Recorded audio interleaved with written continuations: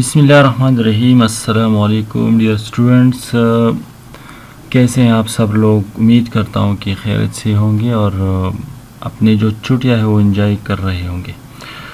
अच्छा, जो आज हम क्लास 10th मैथमेटिक्स का कोर्स स्टार्ट करेंगे इंशाल्लाह। चूँकि ये फ़र्स्ट लेक्चर है, इससे पहले हमने लेक्चर क्लास 8 और 9 की भी शुरू की हैं, वो भी कर रहे हैं। तो साथ साथ हम क्लास 10 की भी अभी स्टार्ट करने जा रहे हैं। तो यहाँ पे फर्स्ट चैप्टर से हम स्टार्ट ले रहे हैं। उसके जो बेसिक्स हैं, जो बेसिक कॉन्सेप्ट है, उसको मैं ज़रूर डिस्कस करूँगा, क्योंकि यहाँ पे एक तो छुट्टियाँ हैं, आप लोग अपने घरों में भी हैं और स्कूल जाना भी बंद है। तो अगर आप लोगों का कॉन्सेप्ट क्लियर हो जाए तो उससे अच्छा ये होगा कि आप जो क्वेश्चन है, एक्सरसाइज हैं, वो ज़रूर सॉल्व कर सकोगे। तो ध्यान से आप इसको सुने और जहाँ कहीं भी आपको मसला नज़र आए तो आप प्लीज़ हमें यहाँ पे कमेंट के ज़रिए जो है आप लोग कह सकते हैं कि जहाँ पे ये मसला हो उसको हम फिर डिस्कस करेंगे, ठीक है। और अगर आप लोग हमारे इस चैनल में नए हैं तो प्लीज़ इसको ज़रूर सब्सक्राइब करें ताकि हमारी आने वाली जो लेटेस्ट लेक्चर है वो आपको अपडेट होते रहे, ठीक है। तो चलिए स्टार्ट करते हैं। क्वेश्चन जो टॉपिक है एक्सरसाइज से पहले जो कॉन्सेप्ट है उससे हम स्टार्ट लेंगे कि उसमें क्या क्या है, ठीक है। तो यहाँ पे मैं सबसे पहले जो टॉपिक है वो है क्वाड्रेटिक इक्वेशन। सबसे पहले मैं लिखूँगा यहाँ पे जो फर्स्ट टॉपिक है क्वाड्रेटिक इक्वेशन, ठीक है। आप लोगों ने पढ़ा होगा और आप अपनी बुक को ले तो उसके फर्स्ट पेज पे ये लिखा होता है, ठीक है। यहाँ पे अब हम डिस्कस करेंगे क्वाड्रेटिक इक्वेशन होता क्या है। वो असल में हमारे पास इक्वेशन होता है। तो इक्वेशन क्या है? इक्वेशन वो होता है जिसमें हमारे पास इक्वल का साइन मौजूद हो, उसको हम इक्वेशन कहते हैं, ठीक है। क्लास 8 9 में आप लोगों ने पढ़ा होगा बहुत अच्छी तरीके से कि कौन सी इक्वेशन है जिसमें इक्वल साइन होता है, उसको हम इक्वेशंस कहते हैं।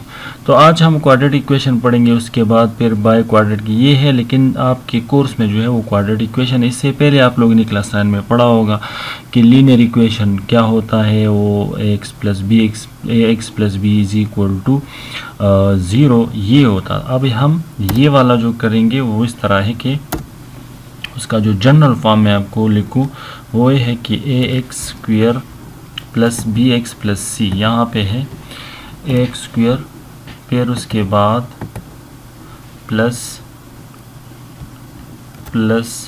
B x plus c equal to 0। इसको याद रखिए, ये क्या है? क्वाड्रेटिक इक्वेशन है। इक्वल का साइन यहाँ पे मौजूद है, आपको नज़र आ रहा है ना, ये इक्वल का साइन यहाँ पे मौजूद है। तो ये बन गया quadratic equation. A x square plus b x plus c, ये मैं इस्तेमाल कर दूँ, ठीक है। ये हमारे पास क्वाड्रेटिक इक्वेशन है, जनरल फॉर्म है। इसको हम क्या कहते हैं? इसको हम क्वाड्रेटिक का जनरल फॉर्म भी कहते हैं, ठीक है। जनरल फॉर्म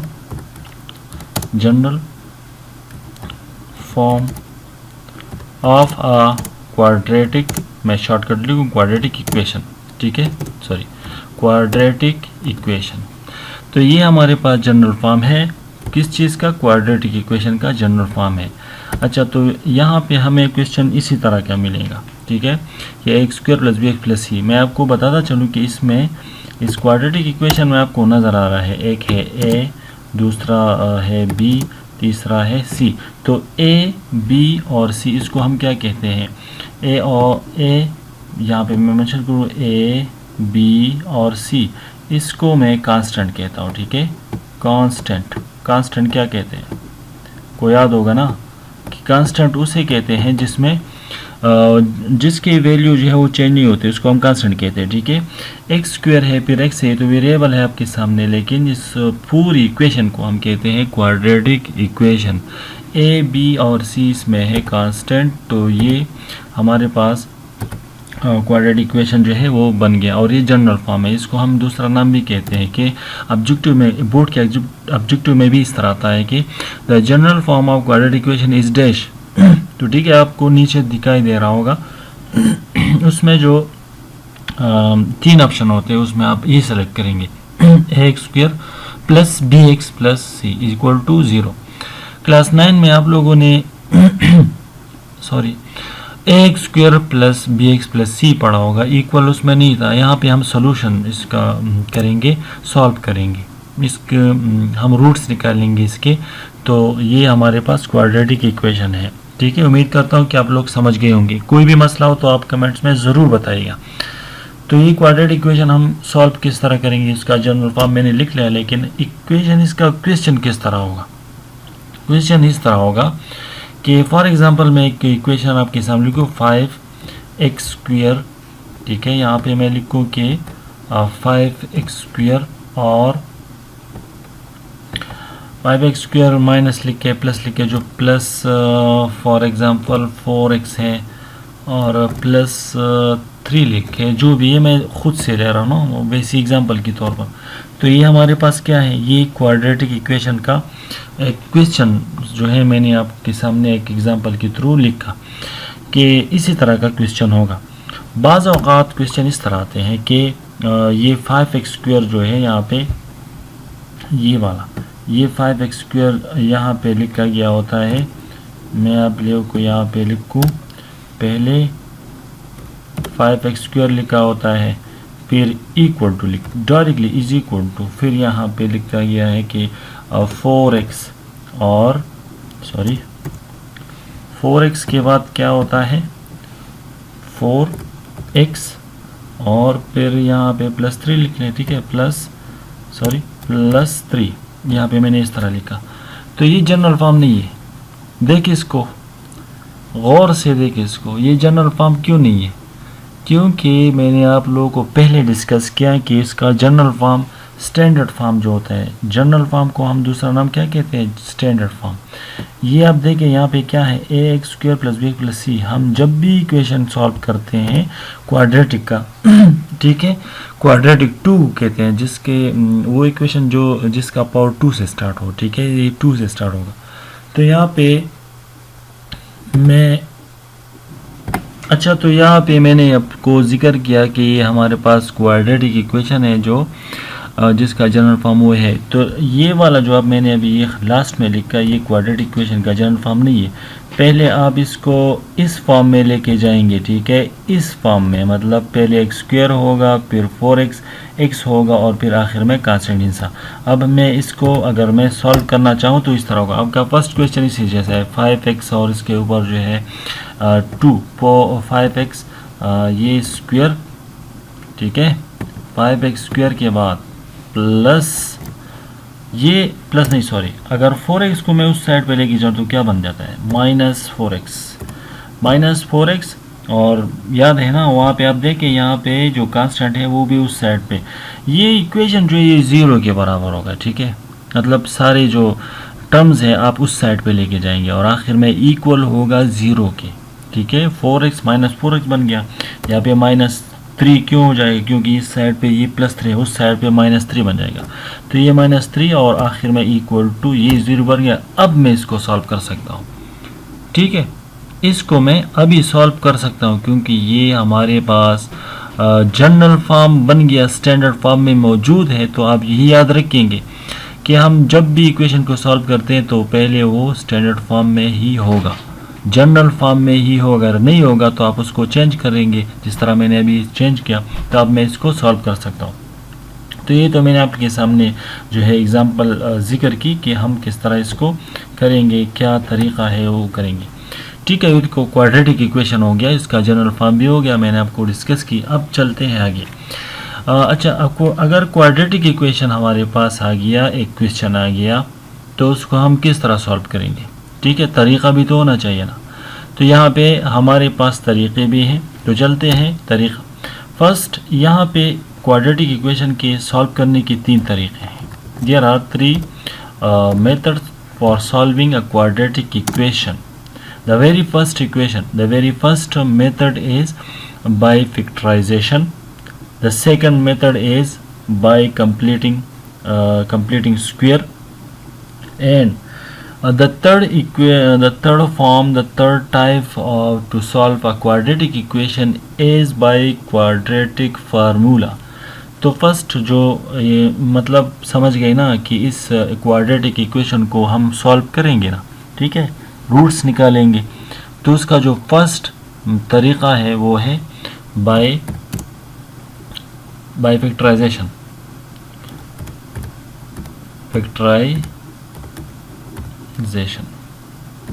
ठीक है, स्पेलिंग ठीक है मेरे ख्याल से, ठीक है हाँ। अब सेकंड मेथड है वो हमारे पास है, दूसरा क्या मैंने बताया, बाय कंप्लीटिंग स्क्वायर।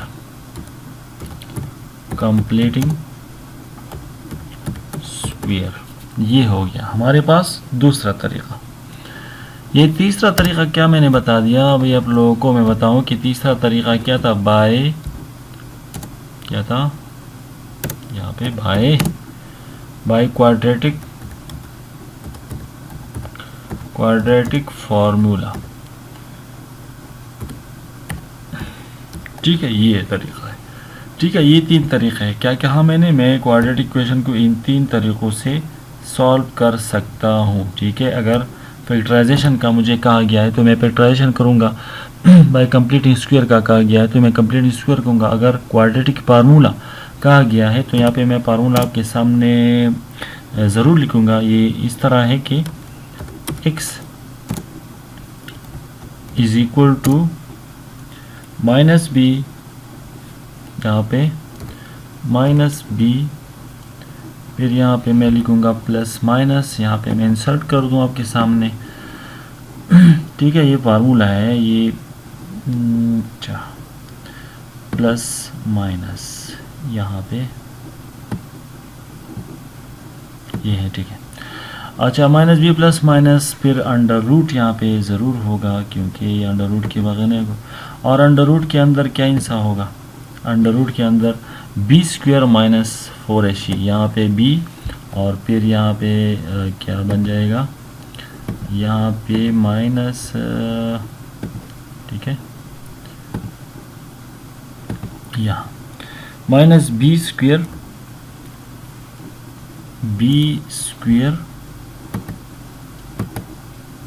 क्यों नहीं हो रहा है, बी स्क्वायर ये उसके ऊपर है। ठीक है, ये बन गया तो ये 2, मैं आपको ड्रा कर देता हूँ। अगर ये नहीं, यहाँ पे नहीं हो रहा तो मैं आप लोगों को फिर ड्रा कर दूँगा, बी स्क्वायर। ठीक है, मैं ड्रा कर देता हूँ आप लोगों को, पता नहीं इसमें कुछ मसला होगा। अच्छा, यहाँ पे मैं आपको लिखूँ कि ये जो 2 मैं अभी लिखने जा रहा हूँ 2, ठीक है, ये वाला 2, तो ये स्क्वायर इसके ऊपर है। ठीक है, मैं और मार्कर लेके आऊँ, ये ब्लैक। ठीक है, अच्छा, यहाँ पे है ये बी स्क्वायर और फिर minus 4ac and whole divided by 2a।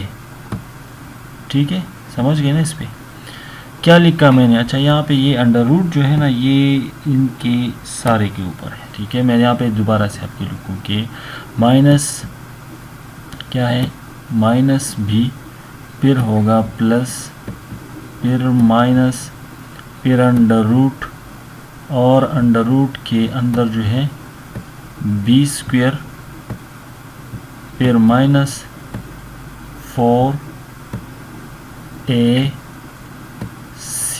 ठीक है, and a whole divided by 2a। ये लाइन थोड़ा सा कर हो गया, ले स्ट्रेट होगा। ठीक है, तो ये है, तो ये हमारे पास क्वाड्रेटिक फार्मूला है। ठीक है, जब ये हमें क्वेश्चन में ये बताया गया होगा कि इसको मैं किस तरह सॉल्व करूँगा, तो आप ये याद रखेंगे कि यहाँ पे अगर हमें क्वाड्रेटिक फार्मूला बताया गया है तो फिर मैं क्वाड्रेटिक फार्मूला ही लिखूँगा। अगर ये नहीं है तो फिर मैं मतलब जो भी 2 तरीक़े और है उस पर मैं इसको सॉल्व करूँगा। ठीक है, तो ये आप लोग ज़रूर याद कीजिएगा कि यहाँ पे ये वाला यहाँ पे ऑलरेडी मौजूद है। ठीक है, मैं यहाँ पे आप लोगों को यहाँ पे इसको लिखूँ, यस, इसको मैं मिटा दूँ ताकि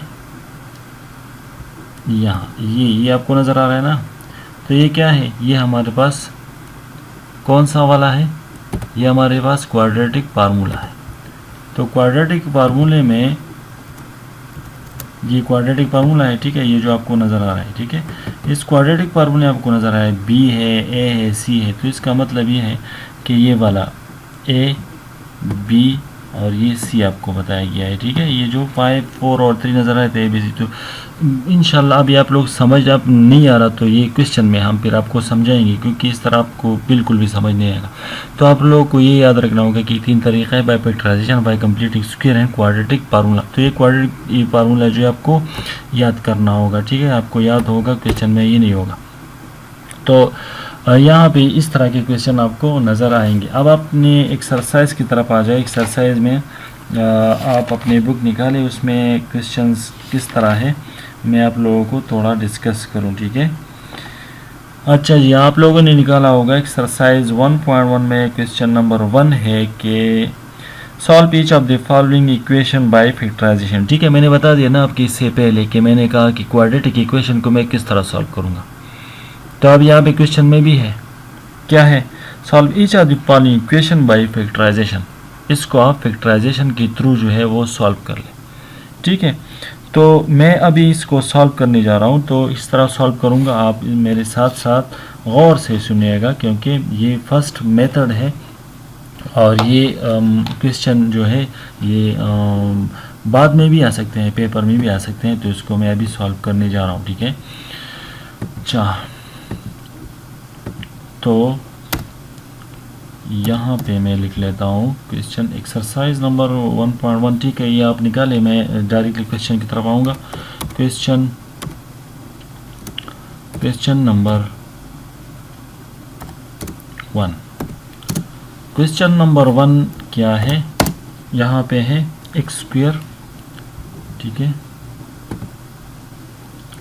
यहाँ पे मैं लिखूँ कि एक्स स्क्वायर, ठीक है। अपनी बुक में देखें, यहाँ पे ये स्क्वायर है, उसके बाद एक्स स्क्वायर, फिर वो है प्लस 5x, तो प्लस 5x और फिर है प्लस 4, तो ये हो गया प्लस और ये 4। ये आप लोगों ने क्लास 9 में इस तरह किया होगा, याद है आप लोगों ना। मैं क्लास जो SPS नॉर्थ के जो स्टूडेंट्स हैं उसके लिए ये है, मैं उनको ये बताऊंगा कि ये आप लोगों ने क्लास 9 में पढ़े होंगे, आपके टीचर्स को ने आपको पढ़ाए होंगे कि इसी तरह के क्वेश्चन आपको किस तरह सॉल्व करने होंगे, ठीक है। तो ये हमारे पास वहाँ पे आप लोग इसको मतलब सिंप्लीफाई करते थे, लेकिन यहाँ पे अभी इक्वल साइन आया है, इक्वल इज इक्वल टू 0, इसको आपको सॉल्व करना है और x की वैल्यू मालूम करनी है, ठीक है। तो ये आप सॉल्व करेंगे, तो इसी जैसा है, कोई मुश्किल इसमें नहीं है। मैं इसको अभी करने जा रहा हूँ, तो किस तरह करूँगा। बाय फैक्टराइजेशन का मतलब क्या है, आप लोगों को सर ने बताया होगा, अगर नहीं तो मैं आपको बताऊं कि फैक्टराइजेशन में ये होता है कि क्वाड्रेटिक इक्वेशन अगर हमारे पास है तो उसको हम किस तरह सॉल्व करते हैं। बास टीचर जो है वो बताते हैं कि फर्स्ट और आखिर को आप इस तरह करें कि ये फर्स्ट और आखिर को मल्टीप्लाई कर ले, ठीक है, इसको मल्टीप्लाई कर ले, फिर 2 हिंस से ढूंढने कि प्लस माइनस से ये बीच वाला आ जाए और मल्टीप्लिकेशन से वो दूसरा। तो ये बहुत कंफ्यूजन पैदा करता है इसमें यहाँ पे। तो मैं आप लोगों को आसान तरीका बताऊं, आप लोगों को याद भी होगा कि हमने डायमंड रूल की बात की थी, ठीक है। ये हम लिखते नहीं है ना, बुक में है, हम वैसे स्टूडेंट के आसानी के लिए ये डायमंड रूल यूज़ करते हैं। तो ये मैं डायमंड रूल की तरीके से ही सॉल्व करूँगा। तो डायमंड रूल किस तरह होता है मैं आपको अभी यहाँ पे बनाऊँ कि डायमंड रूल में असल में होता क्या है, ठीक है। यहाँ पे ये क्वेश्चन में आप ना लिखे तो अच्छा है, ठीक है। ये रफ में आप यहाँ पे लिखे, क्योंकि ये क्वेश्चन का हिस्सा नहीं है, ठीक है। ये डायमंड मैंने यहाँ पे बना दिया। अब यहाँ पे मैं ये क्वेश्चन इसमें ड्रा करूँगा। तो ये तो ज़रूरी बात है ना कि फैक्टराइजेशन में फ़र्स्ट जो मेथड जो तरीक़ा है वो ये है कि फ़र्स्ट और लास्ट को मैं मल्टीप्लाई करूँगा, ठीक है। याद होगा आप लोगों को, जिसको याद नहीं तो उसके लिए मैं डिस्कस कर रहा हूँ कि फ़र्स्ट और आखिर को मैं मल्टीप्लाई करूँगा। तो जब मैं एक्स स्क्वायर को 4x के साथ मल्टीप्लाई करूँगा तो क्या आता है आप बताएं मुझे, ठीक है। जब एक्स स्क्वायर को मैं 4x के साथ मल्टीप्लाई करूँगा तो इससे 4x स्क्वायर आता है, ठीक है। तो यहाँ पे मैं 4 और इसके साथ जो है x और स्क्वायर लगाऊँगा, यहाँ इस वर्टेक्स पे मैं 4x स्क्वायर लगाऊँगा। इसके बाद ये जो 5x आपको नज़र आ रहा है, इस 5x को मैं नीचे लिखूंगा यहाँ पे 5 और इसके साथ क्या है x है, लिख लिया मैंने ना। अब यहाँ पे देखिए, यहाँ पे ये जो दो कार्नर्स आपको नज़र आ रहा है, ये वर्टेक्स, इसमें हिंसे नहीं है, तो ये हिंसे आप लोगों को ढूंढना है। तो आप लोगों को सोचना है कि ऐसे कौन से दो हिंसे हैं जिसको मैं मल्टीप्लाई कर लूँ उनसे ये वाला आ जाए, ठीक है, जिसको मल्टीप्लाई करने से ये आ जाए। दो कौन से हिंसे हैं जिसको मल्टीप्लाई करने से ये ऊपर वाला आ जाए। और जब मैं उसको क्या करूं, उसको अगर मैं प्लस और माइनस करूं तो उससे कौन सा वाला आ जाए, उससे ये नीचे वाला आ जाए, ठीक है। ये मैंने क्या कहा अभी, ये मैंने कहा कि दो हिंसों को मल्टीप्लाई करो कि उससे ये आ जाए, और वो दो हिंसों के लिए जगह ये दोनों है, ठीक है, ये दो वर्टेक्स है। और उसी दो हिंसों को जब मैं क्या करूं, उसको मैं जब प्लस करूं या माइनस, आपकी मर्जी है, जब प्लस होगा या माइनस तो उससे ये आ जाए। तो कौन कौन से नंबर है आप खुद सोचें, मैं आपको बताऊंगा, आप ज़रा सोचते हैं। हमारे पास दो हिंसे ये है, एक तो ये है 2 2s are 4, ठीक है।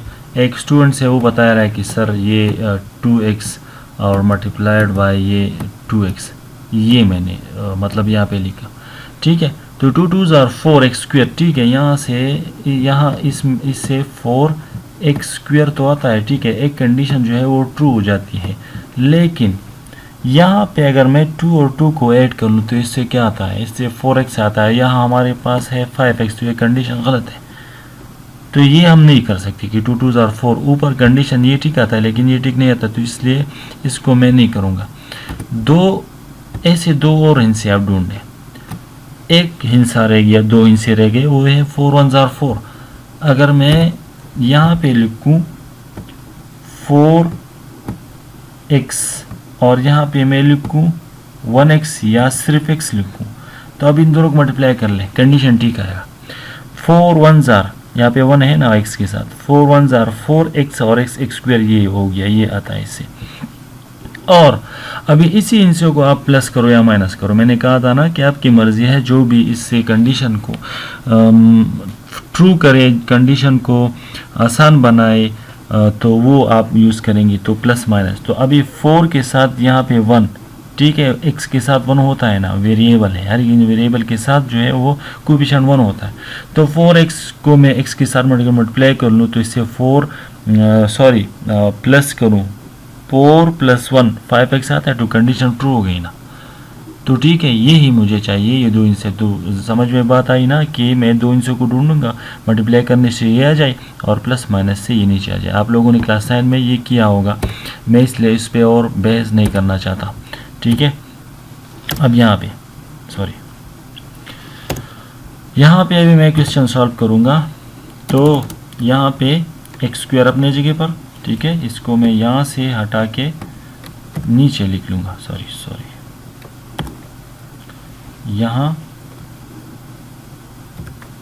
यहाँ से मैं यहाँ पे लिखूँगा, ठीक है।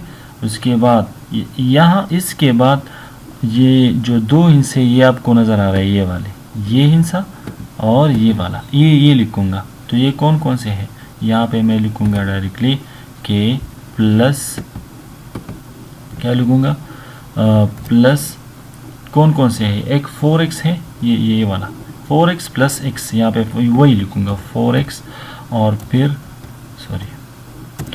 4x प्लस दूसरा x है ना, ठीक है। और आखिर का जो 4 है वो भी अपनी जगह पर, ये प्लस और ये 4 बन गया, इक्वल टू यहाँ पे 0 भी अपनी जगह पर है, ठीक है। समझ में बात आ रही है ना। थोड़ा सोच ले, अगर कोई मसला हो तो फिर आप मुझे बता दें। मैंने क्या किया, मैंने वही दो इनसे यहाँ पे लगा लिए, मैंने और कुछ नहीं किया। यहाँ 4x स्क्वायर अपनी जगह पर है, 4 भी अपनी जगह पर है, लेकिन 5x की जगह पर मैंने ये दो इनसे लगा लिए हैं, ठीक है। समझ में बात आ रही है ना। तो अब इसके बाद मैं इसको सॉल्व करने जा रहा हूँ। इसके बाद जब मैं इसको सॉल्व करूँगा तो आपको पता होना चाहिए, आपके क्लास 9 में आपके टीचर्स ने आपको बताया होगा कि इसके बाद जो दूसरा स्टेप होता है वो ये होता है कि इनमें से पेयर्स हम बनाते हैं, मतलब इन दोनों में से मैं कॉमन लूँगा और आखिर दो से मैं कॉमन लूँगा, ठीक है। यहाँ पे मैं कॉमन लूँगा। तो आपको पता होना चाहिए कि x स्क्वायर और 4x में क्या कॉमन है। सोचे ज़रा, एक्स स्क्वायर प्लस 4x में क्या कॉमन है? ज़रूरी नहीं है कि मैं 4 कॉमन लूँ, 2 कॉमन लूँ, एक्स स्क्वायर भी कॉमन हो सकता है, एक्स भी कॉमन हो सकता है, लेकिन कॉमन वो हिस्सा जो दोनों में मौजूद हो। अगर मैं यहाँ पे एक्स स्क्वायर कॉमन ले लूँ, ठीक है, एक बंदा है, एक स्टूडेंट है, वो कह रहा है कि सर एक्स स्क्वायर कॉमन है, तो मैं उसे कहूँगी तो यहाँ पे एक्स स्क्वायर है नहीं, यहाँ पे सिंपल एक एक्स है, तो क्या मतलब हुआ? यहाँ पे एक्स स्क्वायर कॉमन नहीं है, यहाँ पे इन दोनों में एक्स कॉमन है, तो मैं यहाँ पे क्या लिखूँगा? एक्स, और फिर ब्रैकेट्स के अंदर मैं क्या लिखूँगा? ये 2 एक्स थे तो मैंने एक्स ले लिया तो एक एक्स रह गया, फिर प्लस, और इनमें से इसमें एक एक्स था तो वो तो ख़त्म हो गया, तो +4, और यहाँ पे ये ख़त्म हो गया। अब मैंने आपको बता दिया कि इस दोनों में कॉमन क्या है, इन दोनों में कॉमन क्या है, ठीक है। इन दोनों में ना तो x कॉमन है, ना तो 4 कॉमन है, ना 2 कॉमन है, कुछ भी कॉमन नहीं है, तो इसका मतलब यहाँ पे +1 कॉमन है, क्योंकि 1 1 जार 1, यहाँ पे x के साथ 1 है तो 1 1 जार 1 और 1 4 जार 4 आते हैं, तो यहाँ पे मैं +1 कॉमन लूँगा, ठीक है।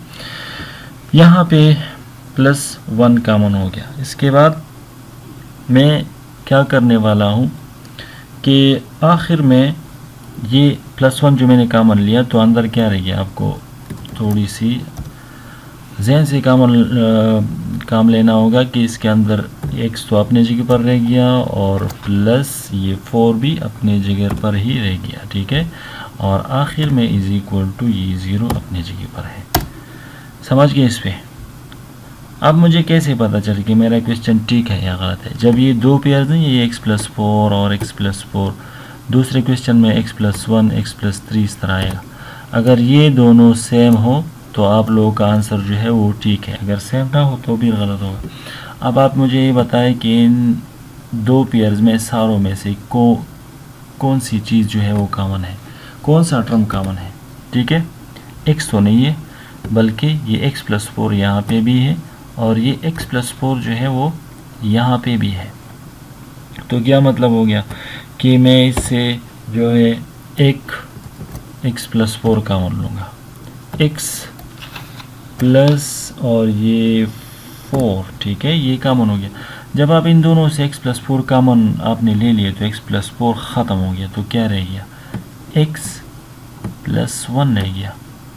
बात स्टूडेंट पूछते हैं कि सर ये x+4 मैंने कॉमन ली है, ठीक है, ठीक है, x+4 2 है तो मैंने 1 ले ली, जिस तरह मैंने x स्क्वायर कॉमन लिया था, x स्क्वायर से x कॉमन लिया था, इस तरह यहाँ पे मैंने x+4 जो है वो कॉमन लिया। तो क्या रह गया अंदर? यहाँ पे भी इसको ब्रैकेट में लिख लें, सॉरी ऊपर चला गया, ये क्या ऊपर क्या कर रहे हो, नीचे आओ, यहाँ पे, हाँ ये यहाँ पे। अच्छा, यहाँ पे मैं अभी क्या करूँगा, x प्लस और क्या रह गया यहाँ पे, सॉरी मैंने ऊपर एक और चीज़ भी मिटा दी, यहाँ पे क्या था यार, यहाँ पे था +1, तो यहाँ पे ये x+1 अपने जगह पर नीचे आ गया। और आखिर में आपको पता है क्या है, =10 है ना, ये 10 नहीं है, 0 है, थोड़ा एक्टिव बेट है, ठीक है, मैथमेटिक्स है ये, पाक स्टडी का क्लास नहीं है कि आप इसमें सो जाए और फिर आखिर में पूछे, ठीक है, तो एक्टिव रहना होगा, मैथ्स की क्लास है, ठीक है। अच्छा, यहाँ पे ये तो हो गया, ये मैंने आप लोगों को पहले ये बताया ना कि ये आप लोग क्लास 9 में हम यहाँ तक करते थे, लेकिन यहाँ पे =0, इसका क्या मतलब है? इसका एक स्टेप यहाँ पे ज़्यादा है कि x+4 को हम 0 के बराबर लेंगे पहले, और फिर x+1 को 0 के बराबर लेंगे, ये कंडीशन है दोनों की।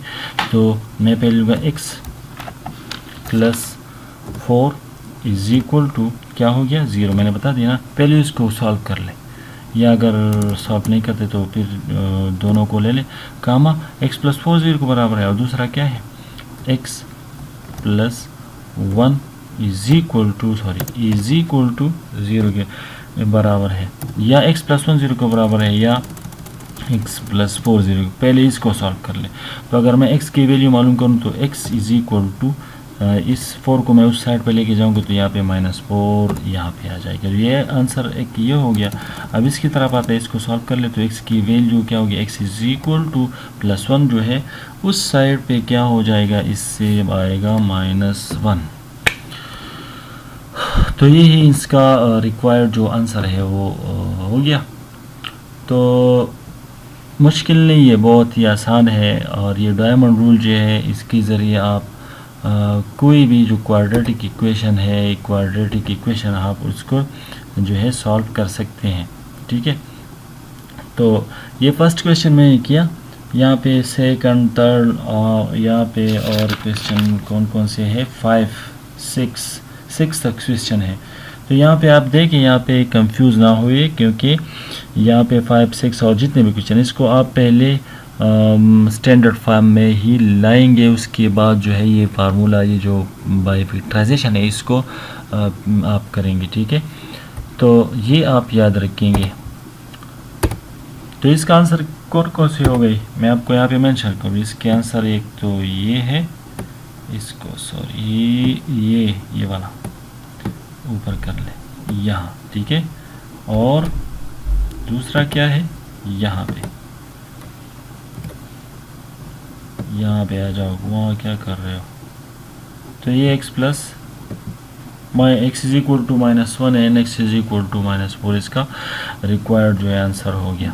तो उम्मीद करता हूँ आप लोग इस पे समझ गए होंगे। और ये जो बाकी क्वेश्चन है आप लोगों के लिए SPS नॉर्थ के जो स्टूडेंट्स हैं हमारे, ख़ासकर क्लास 10 लोटस के लिए लेक्चर है, उनके लिए ये होमवर्क हो गया। ट्राई कर ले, आप लोग को अगर मसला हो तो फिर मुझे कमेंट्स में आप बता दें, लेकिन लेक्चर को ज़रूर सुनना है, अब देखना है। ठीक है, अगर इसको नहीं देखेंगे तो आप फिर समझ आपको नहीं आएगी। इंशाल्लाह हम नेक्स्ट लेक्चर में क्वेश्चन नंबर 2 स्टार्ट करेंगे, और वो है बाय क्या है बताया, मैं तो आप लोगों को नहीं सुन रहा ना, आप तो यहाँ पे नहीं है।